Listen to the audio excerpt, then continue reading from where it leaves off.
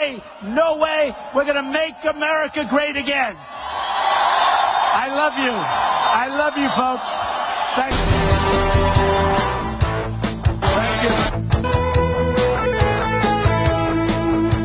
You said you would defeat ISIS in your opening statement. I would. What would you do to do that? Does that include American boots on the ground back in Iraq? First of all, the Kurds have to be brought into it because they're good fighters and we treat them terribly. And they're the ones that really seem to be the ones that fight. I would attack the oil. I would take away their source of power. I would take away their source of wealth. You will defeat ISIS. When you say take away the oil?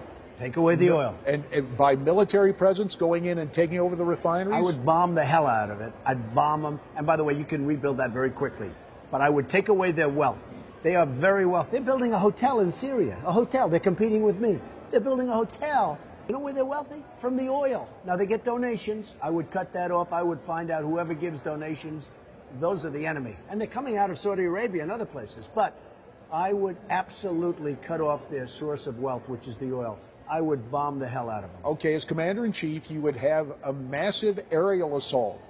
But in military terms, you just can't do it by air power alone, can you? I would look at it very carefully. We have other people involved. You do have some great fighters with the Kurds, and they're the ones that really do seem to be the fighters, and they know what they're doing. But they don't have the equipment. We're giving our equipment to people that run every time a bullet gets fired.